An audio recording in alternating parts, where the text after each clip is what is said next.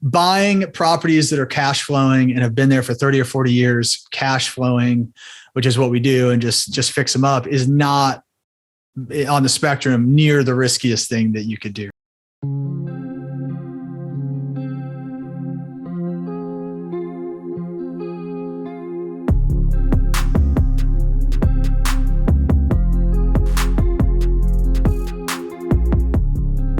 Welcome to The Conscious Investor. Let's get started.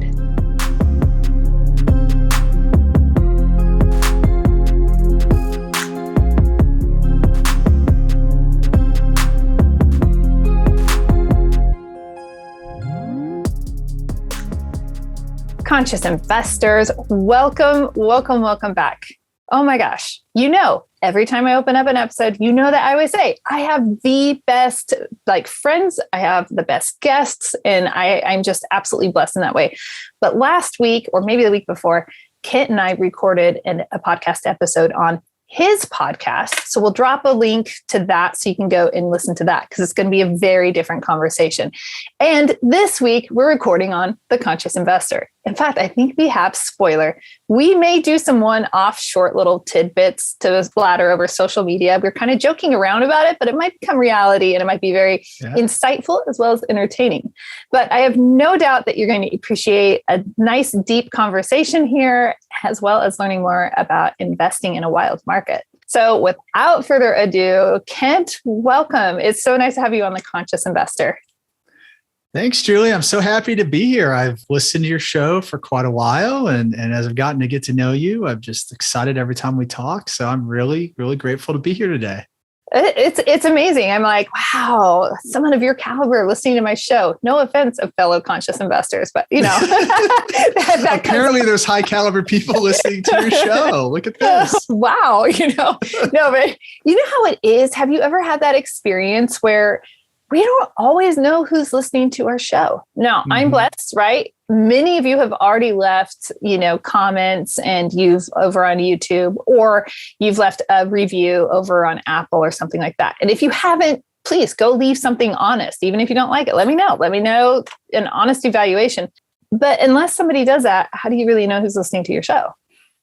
Yeah, it is a strange thing about podcasts. Like you really don't have much into your audience. You can see kind of countries and places that they're at, but you don't really know. So it always kind of throws me off when I'll have, I was at my niece's high school graduation party, a couple of weeks ago, and somebody came up to me as a friend of a friend or whatever. And they're like, "Oh, I just love your show. I listen to it all the time." And I'm like, "Really? Wow. That's See, cool. Exactly. Thank you." Really? Yeah, it's what? Great. You're a listener. I did not even know. I just thought you were a number somewhere. And now they're doing, now they're buying rentals and they're doing all this, and they're like, "Yeah, your show is great." And I was like, "Well, I mean that's kind of why we do it." So it was, it makes you feel good, but it just, you never know. You never know all the people you're impacting. That's just it. Every time, if you look at the downloads per episode or something, you're thinking that was a room full of that many people. And they all heard this message. I wonder what it's going to do in their lives. How cool is that? It's very cool. It's very cool. Having the podcast, I had zero expectations when I started. I thought it was going to go nowhere, honestly. And those are my own limiting beliefs. I like your self-belief right there. It was 100% my own limiting belief of but honestly, it's added so much value to my life of just having interactions like that, but even on a broader scale, if people are reaching out to me and sending messages like that, or telling me how it's impacted them, or that, they learned about this technique and they're now doing it on one of their properties or something like that. That's so fulfilling. Cool. Yeah, it's cool. It's like that missing link. You get to be part of the missing link for someone in their journey. I think cool. It's such a great medium to be able to just anybody like me can just grab a mic and start talking about stuff. And people, you don't even have to be a late night DJ or anything. Yeah, exactly right. Exactly right. Yeah, it is pretty interesting, how audiences grow and are cultivated and culture is cultivated and we all attract our tribes. And that's what's interesting about it is the tribe, it just attracts like-minded people and everyone gets to grow. And that's why I think so many different podcasts are important, because like one of my limiting beliefs when I was going to start one was there's a million out there. Like what am I going to say that somebody else hasn't already said? And it's actually Joe Fairless that got me over that hump. And he said, look, he's like, it's not about what you're going to say. It's about how you're going to say it, because there's going to be people out there, like you said, your tribe, that are going to resonate with you, that don't resonate with me, that maybe don't like my show, but they're going to like you and they're going to like how you say it. And so it's all about, that was what really made me be like, you know what? Yeah. Like I should do this, because I think I can speak to, a certain group of people. I just have to find them. Yeah. And you are obviously very successful. So that's interesting. So I have a background writing, and I always enunciate it because I also ride mountain bikes and stuff. So, it's like, but a background in writing. And that was one of my limiting beliefs. And so it'd be like, why would somebody choose my article for that publication? And why would somebody, I have a manuscript. I actually believe in my manuscript. So it's like, that's fine. But it's that initial, you have to work past that. So whatever creative outlet you are, like whatever medium you're using to disseminate your information, you still go through that same process of, why would anyone, why me? Everyone else is doing it. And I think that's one of the hurdles that every creative has to cross in order to, have their content put out there.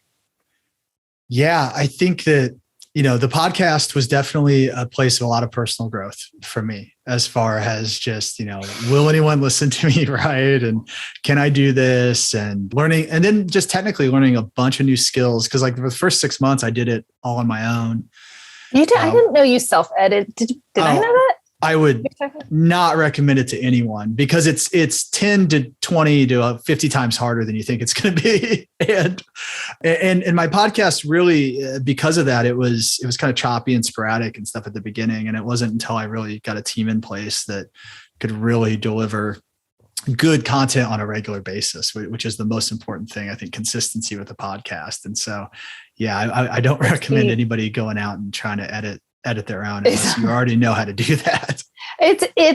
So I self-edited the first year, and I made this commitment to myself. So I was still a full-time teacher and doing the podcast and working on my business and all this stuff. It was a lot to be doing all at once. And yet there was some satisfaction in going back. And I think there is some merit to self-editing initially, because it forces you to engage yourself in your content, and you have to hear yourself. And so my kids, painful. Oh my gosh, they would know I'd be talking about, oh my gosh, that's my filler word. That's my filler word. I've got to stop saying it. It's a filler word, And so I was so acutely aware. I almost didn't want to talk anymore for a while, because I could only hear those filler words and this, all these other things. And yes, but so that's the best way to get past them. I mean, when I was a management consultant and I was selling our services, I mean, that was some of the training that we would do, is you would have to record yourself and then watch it, and the whole room would critique you. It was painful, but it was critique you. Oh yeah, it'd be a room more painful right there. Yeah, it'd be like a room of people, like 15 people, all in a sales training, and you would present to the room and record it, and then you would all watch the recording together, and folks would critique you, and it really stripped you raw, but it was also one of the best, I think, learning experiences, because you have to do uncomfortable things like that to get better. Okay, that's really interesting, because that is that point of growth, that level of like learning to be that vulnerable in life, and to receive the feedback not as criticism, but as constructive criticism. These people are here. They're not here to tear me down. They're going to build me up. It's no different than, having an editor send you, your article that's bleeding red. And you're like, that's right. You get used to it. And now it's like the highest compliment. No, you're being honest with me, and you're giving me honest feedback because you want me to succeed. But that's one of those growing curves in life. Do you think everybody has, like, gets to experience that? Or do you think our population is kind of scattered? No, I think most people are in those situations. I don't think most people seek out feedback enough. I think it's something you really have to seek out, because I think most people, like, this is a lesson I learned when I had a bunch of employees, right? And it was really resonated with me. It was like, look, because most people are really bad at giving feedback, and most people not even are really bad at giving feedback, just don't give feedback. And so most employees never hear what they're doing wrong. And then they get an evaluation, and because you can sit behind your scorecard on evaluation and you pass it over, and they get a bad score, and they're like, well, what the heck? I never heard about any of this.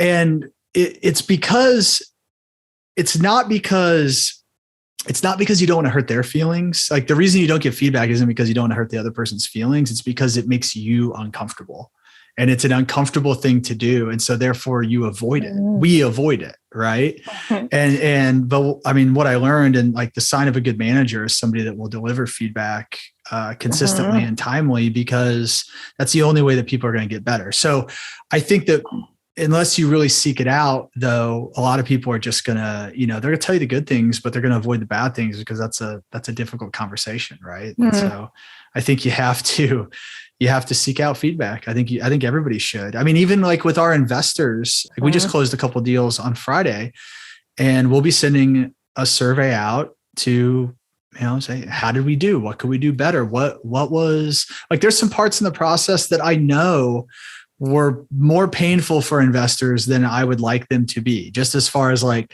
filling out paperwork and, transferring. And so those are areas that I'm always trying to improve. But I'm sure there's other areas that I don't even know that will want. The only way is by raising them up, and it's the only way you can fix them. So, what's interesting about that, though, is that not everybody, even if you ask, not everybody will give you the honest feedback. So it's true. This weird, because it's more uncomfortable for them, right? It goes back to my point. It's like, what do they really want my honest feedback? And I ask people, if somebody asks me for feedback on something, I asked them point blank. I said, okay, listen, do you really want my feedback? Because I will give you my feedback, and it's going to be 100% honest, because I genuinely care. But if you can't handle that, then you need to not ask me for feedback. Be careful what you ask for. Because I'm actually that person. So I've done like website evaluations and things like that for people, and it's honest feedback. And people are like, nobody's ever given us this type of feedback. This is so helpful. Thank you so much. Like, we actually know where we can improve, because they really wanted it. Yeah. Right. Yeah. So, but most people don't know how to like. So another lesson that I learned, which was really powerful, was kind of similarly before we would give feedback, is ask the person if they're open to hearing it, because you're kind of bringing down that barrier. Well, one, if they say no, then there's no point telling them in the first place, because they're not going to listen, right? Two, you're helping kind of bring down that defensive barrier, though, because you're getting them like bought into it. So you start feedback by asking if they're open to receiving it, and then you tell them the context of why you're delivering it. And I'm doing it out of a place of love, right? Because I want you to improve. I want you to be better. I know you can be great. You've got a few things that we need to fine tune, but the only way you're going to be able to do that is by me helping you through these things, right? And so you got to give them that context. Then you can actually deliver the feedback, and then kind of blend in something nice in there too. It doesn't have to be all negative. Doesn't have to be all red. I'll tell you. I don't necessarily believe in like the sandwich. Of like good, bad, good, but like I think there's ways to also, without completely beating them down. Like you gotta make sure that you're, keeping them. I don't know what's the right word. You motivated. You deliver the bad, keeping them motivated. Yeah, you can't just crush totally somebody's beat them soul. down. That's what I'm going for. Believe it or not, I've actually, it is possible that I may have actually done that before, because I'm pretty blunt at times and very deliberate. And you seem so nice and like just cheery, and I know. And so I've learned like, not every, because I just want like, I say this, and then I don't know that my husband would agree with this, but it's like, just give me the straight up truth. Let me have it. Give me the information so that I can deal with it. It's very like pragmatic. Right. But so that's how I used to like really give that kind of feedback to others. And I've had to learn like, oh, not everybody really likes that. It's not really healthy for other people. You really have to, you've got to have a certain amount of like mental fortitude. Right. And I think if you're conditioned to be able to take that kind of feedback, that's awesome. But I don't think most people are. And I think even people say that they are, they're not ready for, they go into fetal position. That raw. Yeah. It's really true. But the asking kind of for permission and then the setting context, I have found really helps open people up to that. And then you got to tell them, everybody's doing good and bad things. Right. So give them some of the good. That's just it. It's never all one way or all the other way. There's a little bit of a, but you know what? I like this. We're going to shift gears because I'm curious about closing deals in, the quote wild market that we're in and everything. And, you're out golfing and checking your phone and make sure deals are closing, recommend. You know what? I don't know what your par was for the day and I don't golf. So maybe I used that thing correctly, but I hope it was still solid. No, I'll be brutally honest that there were 4 holes. I think I just blacked out and I don't even know what happened because I was so angry about where we were with these deals. It was just like, my golf game, it was not the best that I've played. Probably, there's times where I try to do maybe too much. And maybe this was one of them, was having like a networking golfing event with 2 deals also closing that day. But, at the end of the day, I say that, but we got it done. We got it all done and we got them closed. It was a bumpy ride, but we got there.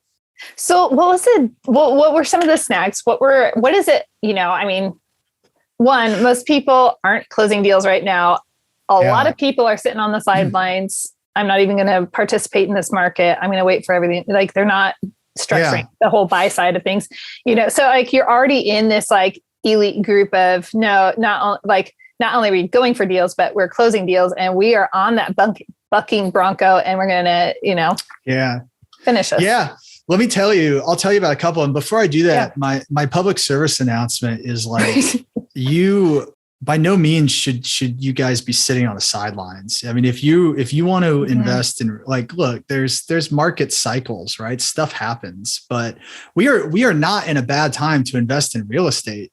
Like if you really understand what's going on at a macroeconomic level, which I'm happy to talk to about for hours, it is a fantastic time to be investing in real estate, especially multifamily. If you understand the supply and demand imbalances that we have in this country, and there's just a lack of housing.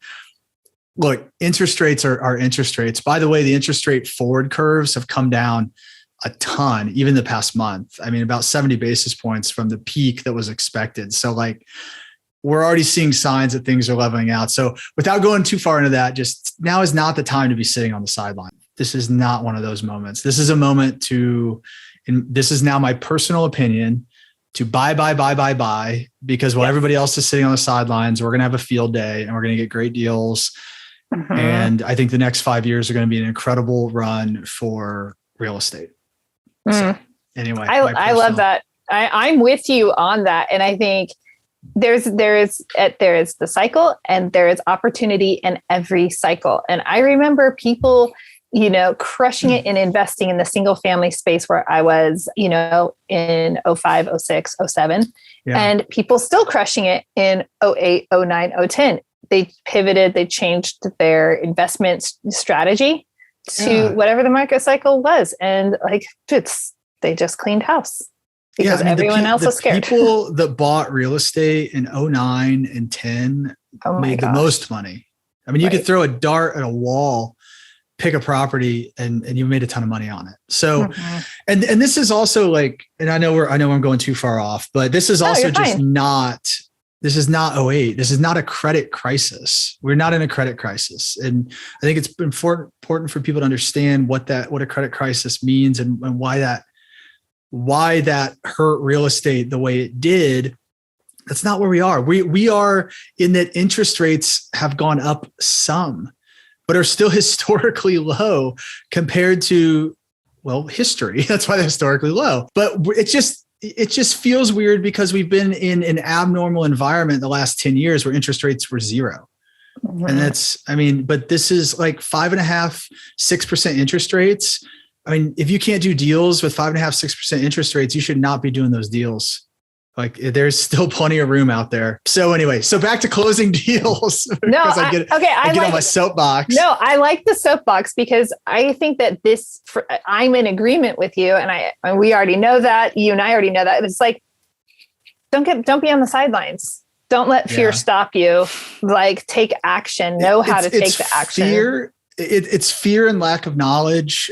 And so you just have to understand the factors. And I think the more you educate yourself and understand really what's going on, the more you start to be able to see the opportunities among the fear.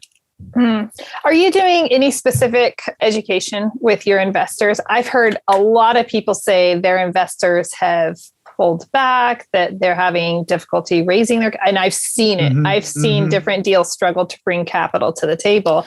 And so is that just their investor pool? Is that a lack of investor education? What thoughts? In general, it's more difficult to raise capital right now. And that's not just me. That's talking with people who raise capital, like who raise venture capital. It's talking with PE firms. It's talking with across the board. Everyone I've talked to has said it's just harder because there's a lot of FUD out there. There's fear, uncertainty, and doubt. Right. And oh my gosh, I love that. Yeah. And so if with that, I mean, the natural instinct, I think, is to just pull back and just say, no, we're not gonna do anything. Right. But I mean, I think it's Warren Buffett, or I think it was Warren Buffett, and I'll probably butcher the quote, but the essence of it is that there's the time to invest is when there's blood in the streets, for lack of a better word, right? That is what he said. Yeah, it's and there's by no means blood in the street right now, but there's fear, and we're seeing it. We're seeing less people at the table trying to bid on properties, because people have just pulled back. We also have seen some softening in pricing, which is a function of interest rates rising. But again, that's why it's a good buying time, because interest rates are not going to stay high forever. If you even just Google SOFR forward curve, and you can see it goes up and then it comes down and it kind of goes around, right? And so there's a short-term peak, and then we start to normalize. And when things normalize, well, what happens? Well, everybody else is going to jump back in, and those things that you bought at a higher cap rate are now going to be back at a lower cap rate, and you're going to look like a hero. I mean, that's kind of how this all works. So I think that, so you asked me about investor education. Sorry. I'm hoping I'm doing that now. I've had a lot of one-on-one conversations with investors. So we just got done raising $10.5 million, and it was a difficult raise. One, just the sheer dollar amount, but two, just in the time that we're in, right? A lot of uncertainty. So I had to keep some people in the deal 4 or 5 times, where they're calling me and say, no, I don't think I want to do it. Had to talk them off the ledge, right? And kind of talk about these things that are going on and explain the broader fundamentals and the different dynamics, and why, look, if you can just get past this focus on interest rates, then you can see all these there's a lot of levers that pull things, right? Interest rates are one, but if you look at rent growth, I mean, rent growth is growing faster, way faster than interest rates. And it's the rent growth we've seen on our properties is surpassing anything that higher interest rates have had any negative impact. You're also just seeing higher occupancies than we've seen, really higher than any historic occupancies. And that's been kind of from COVID on. So there's a lot of good things. So I guess the investor education for me lately has been done more kind of around these individual deals and explaining all this. But I don't think there can be enough education out there just around what's happening, because I really do think it is a unique time, and it's a really good time to be investing in real estate. And so I hope more people can get out and do that. Yeah, I really think what you're saying, as I'm listening to you, and I agree, and in total alignment with these other elements, right? The other levers that we have at the table. I feel like It's a little bit of Oz, like, back there behind the curtain, pulling the levers. But the media, and this is to their fault because it's a detriment to individuals. The media focuses only on one lever. And so I think that, average investor will say, if they're listening, ingesting even, Wall Street Journal or, the Times, or even though they're going to be focusing, they're not going to be talking about the rent growth and occupancy rates. Right. Very, very, okay. Wall Street Journal. Some of these might, but it's not the headlines. Yeah, they're looking for their sensationalized interest rates. And so people are naturally just looking to this one lever as that's how I'm going to gauge all things. It's like, no, that's not now, my caveat in that is, and the reason I can kind of push interest rates off is because the way that we underwrite to those forward curves. So like what that curve, that up and down roller coaster, it's going to happen, like that's in our model. So like if the numbers look good to you, then that's already factored in. So as long as it does what we think it's going to do, 50 basis points again in August and all these other increases, like that's in there. So don't worry about it because it's already in there, right? And if you're comfortable with these returns, then it's fine. Plus we put an interest rate cap on kind of above that, right? So if it does more than what we've already underwritten, then we're capped and we're protected. And so for me, it's easy to kind of say, don't worry about interest rates because it's already all baked in. Now, I do think that if people are looking at, not everybody does that when they underwrite. And so I think that folks should be asking that question when they look at deals. So that's like my PSA is like, don't take what I'm saying as like interest rates aren't an issue, because interest rates have to be factored in and they have to be factored in correctly. Because if somebody's underwriting a deal right now and still saying their interest rate is going to be 4.5%, well, that's also a disservice because that's not the truth. That's not what's going to happen. So I think, kind of understand both sides. Like they still have an impact, but also still a good time to invest. Just make sure you're asking the right questions of your sponsor to understand, how have you factored in interest rates? Are you putting a rate cap in place? Different things like that. I really appreciate this conversation so much, Kent. And one of the elements that I'm appreciating here is it really comes down to combating that fear with knowledge, with understanding, so that you can take forward momentum, like you can keep forward momentum. And you don't have to sit on the sidelines, because when you have that knowledge and that understanding, you know how to run the play. That's right. It is all about knowledge. It is. And there's a perceived risk to real estate because of just a lack of familiarity and a lack of understanding, right? We as humans, when we don't understand something or something is unfamiliar, our brain, crocodile brain, is like threat, right?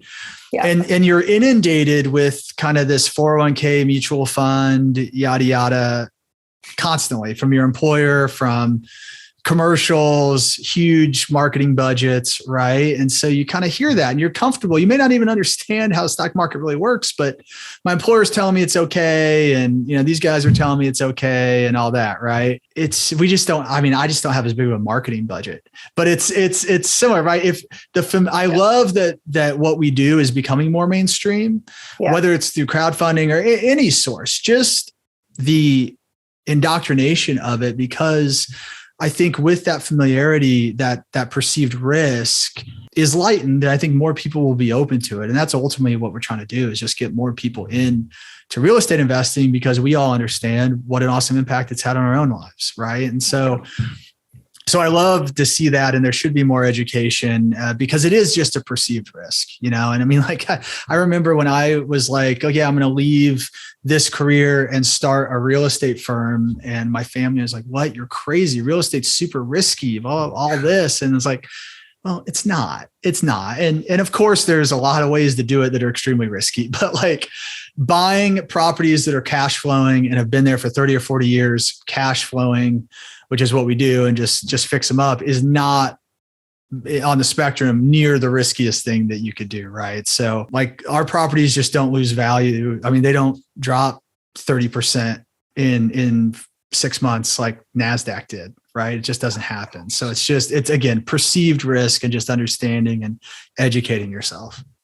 So this is so true because I was the bottom I have 3 older brothers, and I was the first one to have a rental and another, it's like went down that path.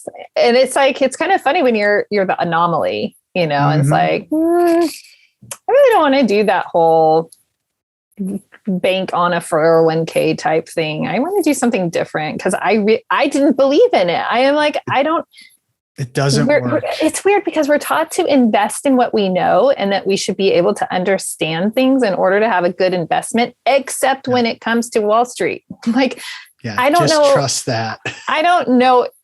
I have a couple of friends that are day traders. We all have you probably have more, but I mean, I know people and they're successful and that's their occupation. They love the stock market and that's great. Yeah. But ask every other person on the street, and most people can't tell you why it's doing what it's doing or how it works or when to buy or when to sell or how to even know how to do anything. And it's like, right.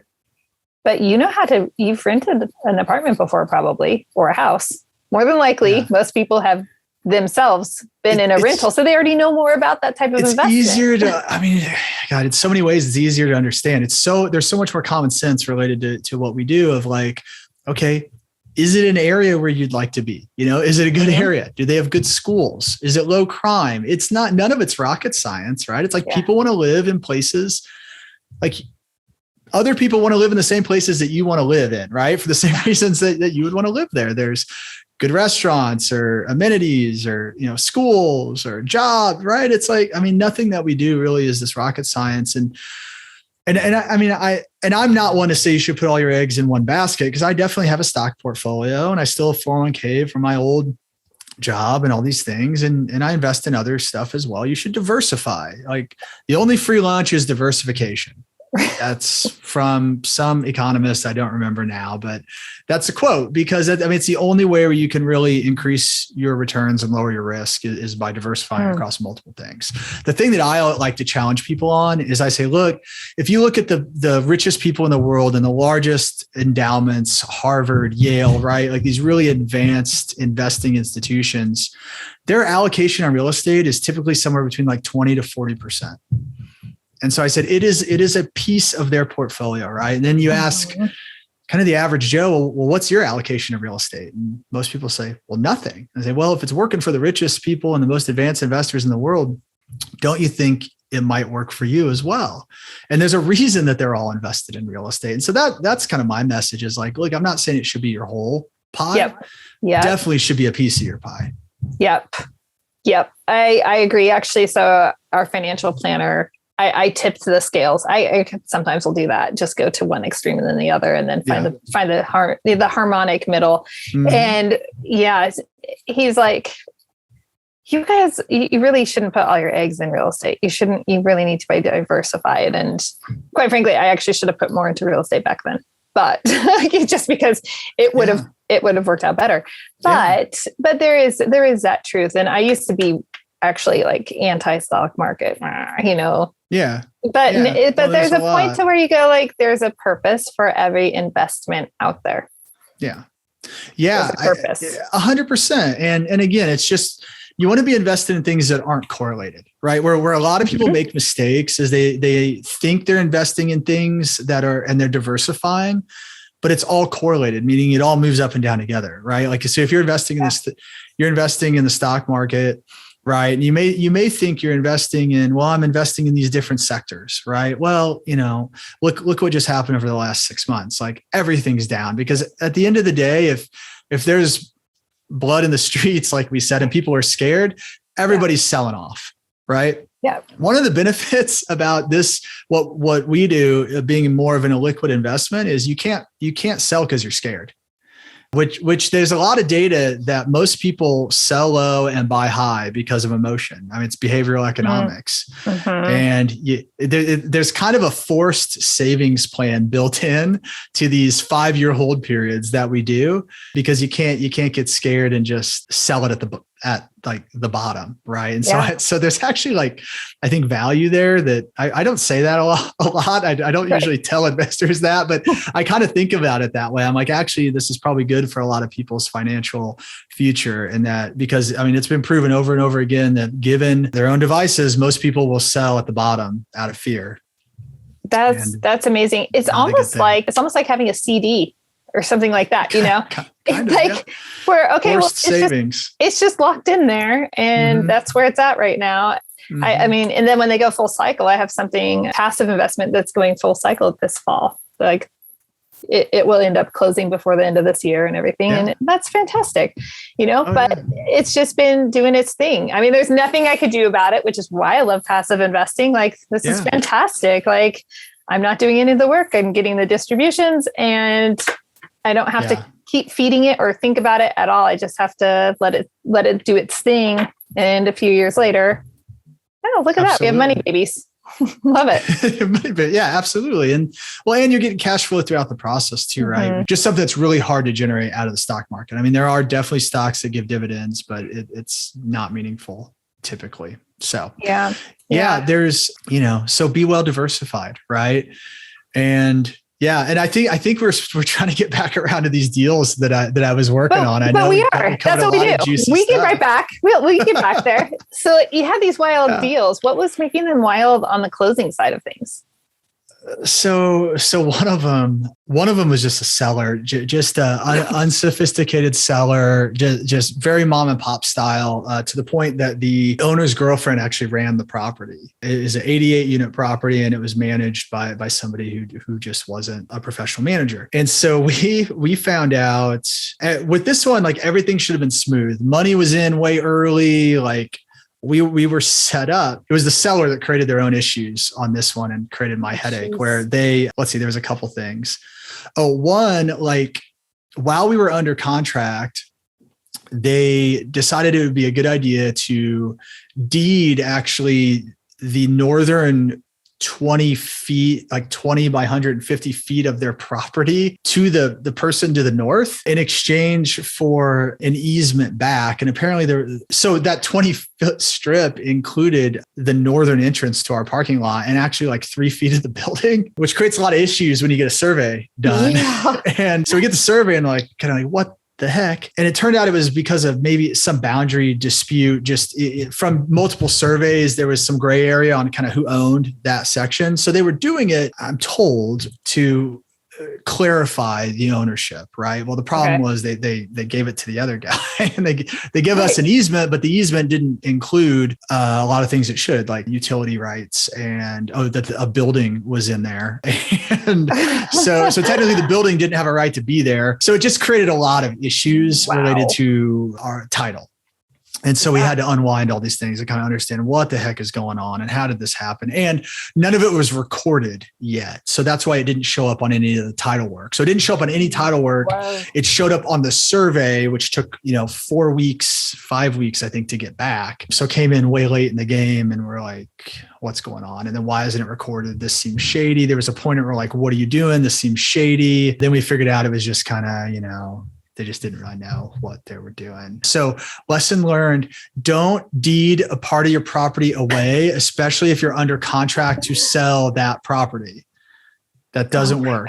I would just think that, on one hand, kudos to that seller for maybe I am an optimist. So I'm just going to say, maybe they're trying to be above board and trying to keep a problem that was maybe persistent with the neighbor.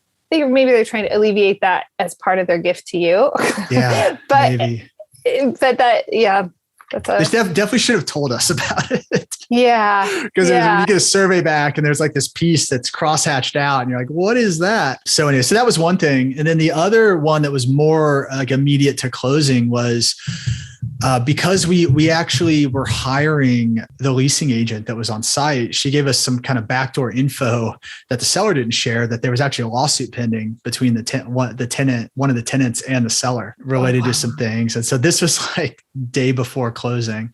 And, you don't want to buy a property and assume the liability of a lawsuit. So we had to figure that whole situation out. So what did you guys do with that?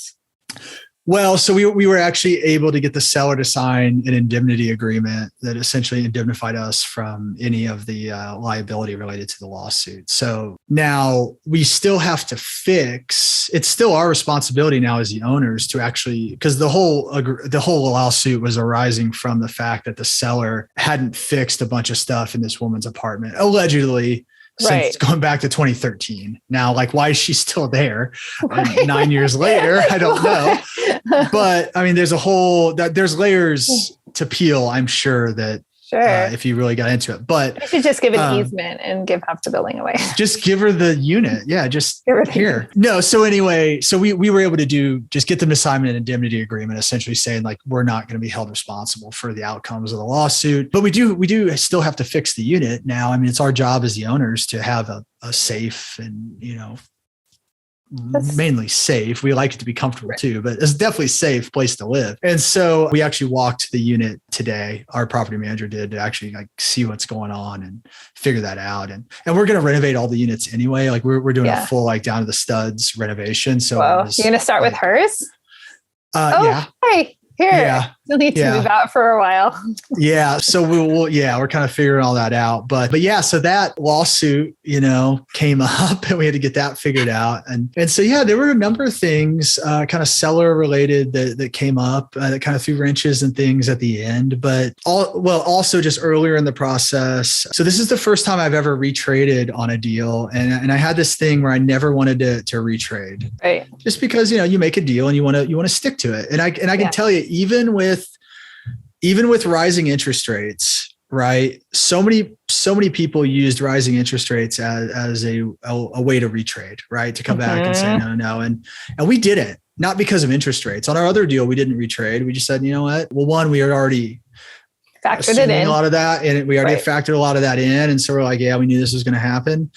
Two, we're just, you don't, like, this is a long-term game. You don't want to go and retrade with sellers or brokers because, you may buy something from that person again in the future, or may want to, and you're definitely going to want that broker to give you deals in the future. And so sometimes you just, you just make sure you have enough cushion in deals that you can eat stuff like that and keep going. That's what we do. But anyway, we did retrade this one because the seller, just lied to us about so it was one of those things where, before you're under contract, they never let you walk all the units. So we walked 6 or 8 of them, and they showed us the best 6 or 8 units they had on the property.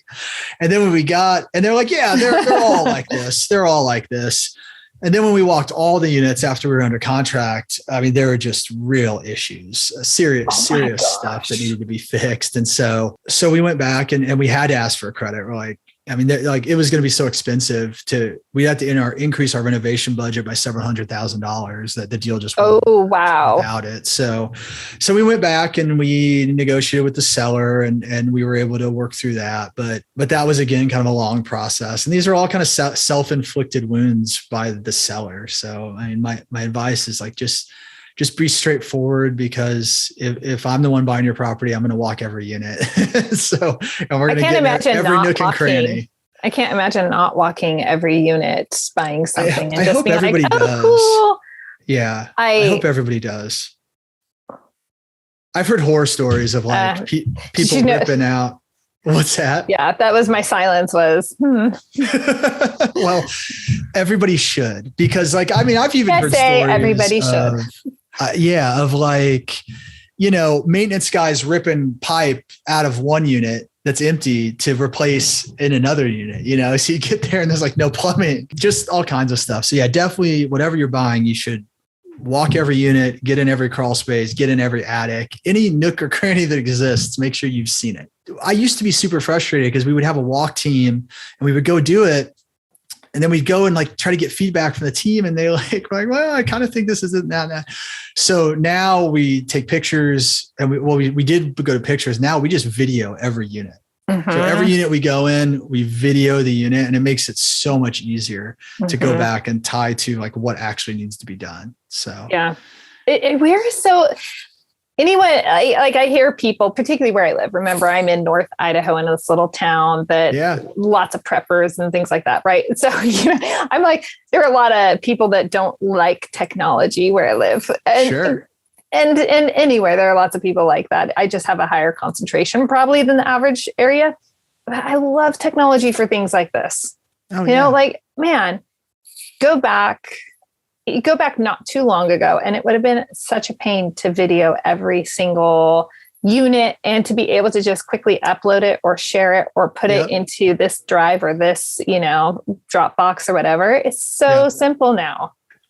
Yeah, it's so simple. There's no excuse not to do it. I mean, everybody's got a phone with a camera on it these days, right? So because what I realized is like when you walk like 3 or 4 properties in a day, it's impossible to remember which one was where and what. And that's where the trouble would arise. And so, and then you also have different perspectives. Like, man, if my husband and I are both looking at a property, and we were talking about this yesterday or this morning or something about like the first house I ever bought, the toilet was literally sinking in the subfloor. And, there's a property we were talking about in our area. And he's like, yeah, people say it's so bad and everything. I'm like, sounds like an opportunity. And, just why not? But it's kind of interesting. Like everyone's perspective is so different. So you walk a unit and somebody could say like, this place is trash. And the next person comes in, they're like, wow, that's pretty good. I mean, it's just so subjective. Yeah, it is. You're absolutely right. And so when we used to walk them, we had, you would fill out a sheet, right? The checklist. And it would depend on who was walking, right? You'd be, this one's trashed, or no, this one's good. And the carpet's got like another 20 years left in it, or the flooring, whatever it is, it's all fine. And the next person's like, this is so gross. Yeah. But I mean, honestly, what we're talking about is one of the most important pieces of what we do, because I mean, you're one of your biggest risk points is in your construction and in your renovation and your budgeting and how you do that. And I mean, so like to me, I always like to build up information from like the most granular and then like work my way up. So like I literally want to know, okay, we have 100 units. We have 53 that need new carpet. We have 37 fridges that need to be replaced. We have that, and because I mean, otherwise you're just guessing and assuming. If you're just saying, okay, we're going to replace 50% of the fridges, maybe, but maybe 70% of them need replaced, right? And so I think you have to do that level of diligence to be, to really be confident that you've budgeted correctly and that you're not going to have to go back to investors and say, hey, this is worse than we thought. We need more money, which is like the capital call you never want to have to do. You never want to have to do that. Oh my gosh. I've been an investor in a couple of deals that have done capital calls. And you're always just like, this is why I think adamant about this, because, my thought was always, well, am I throwing good money after bad here? Like, we couldn't get it right the first time and I need more money. And I'm not sure that's something I really want to do. Right. And so you just, things that you never want to be in a situation to have to do. Gosh, yes, definitely not.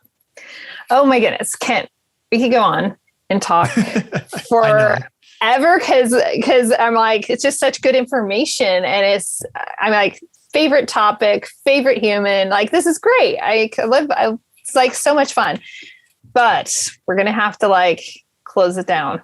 We're going to shut this down. Unfortunately. And so here's the deal. You amazing conscious investors who are listening right now, guess what? You can go over to Kent's podcast and you can start listening to his podcast if you're not already, because he has amazing conversations over there. So now you get like double dipping into 2 podcast worlds that are so much fun. So what you should do, right, is let us know what you gained from this. What was the most interesting point? I mean, we've talked about a little bit about some podcasting experiences and leaving feedback and constructive criticism and supporting people. And we've talked about, this market and really identifying fear and educating ourselves so that we can proceed forward and not lose that momentum. And wow, what am I going to ask my sponsor about when they walk to that property, and dealing with the hiccups that naturally come. I think every deal has its natural hiccups. So like there's never like a quote smooth closing. No. I still haven't been through one. I'm waiting for that day. Every time we sit down and do like our postmortem and we're like, how do we make this easier next time? But there's always just new challenges. You got to be able to just navigate them. That's what's so fun about real estate, though. I mean, it's that creative, it's the Wild West. You don't know what's going to come your way. So you see, we've covered a whole lot of territory in this conversation. So let us know, leave a comment and let us know what your preference was, like what served you best out of all of the delicious content here. And then make sure you head over to Kent's podcast and listen to, do some binging over there, and then leave a rating, review, all of that over on his podcast, because that's just a great thing to do for everybody. Now, Kent, aside from your amazing podcast, which will be in the show notes, where else do you want people to go? Yeah, so you can go to kentritter.com is kind of my home base. We've got, so obviously the podcast, and we've got a weekly blog we do, which is focused on really a lot of, how to be a good investor. We've got a lot of new content for folks, like terminology and FAQs. So just stuff, if you're looking at your first deal, things that help you kind of, at least be able to talk a little bit, or just general common questions that come up. So you can just, again, start to educate yourself. Right. And then, exciting enough, we're actually launching Hudson Investing's site, my business site, and that will be up probably by the time this airs. It'll be up in a couple of weeks. And so that'll really give people a sense of our track record and what we're out to do as a company, as the company's grown beyond just me to now a whole host of people. It's not just me anymore. And so I think that'll give people a really good place to really understand what we're trying to do and what we've accomplished so far. That's awesome. Absolutely fantastic. Kent, I appreciate you. I value the time that you've bestowed upon the conscious investor community today. And we got to do it again, because it's always a great conversation. Yeah, always a good time. Thank you, Julie. Appreciate you having me on. Oh, thank you. Amazing conscious investors. Remember, adventure belongs on the trail, not in your investing, not in your financial investing, and not in your personal life investing, right? So if you need support in either of those areas financially, then make sure you reach out. Let's have a call and talk about how we can support you in your investment goals. If you need support on that personal development side, remember, I'm a high performance coach. I can support you in that way so that you can activate and live that life to your full potential. So don't leave anything on the sidelines. Let's play hard. Let's play all out and keep adventure on the trail. Until next time, live big and love even bigger. What's the big deal about investing in apartments? Why is it better than investing in a slew of single-family homes? I've compiled a lot of information on why investing in a multifamily, also known as apartments, will help you reach your investment goals. Head over to 3keysinvestments.com and download the Why Invest in Multifamily guide today.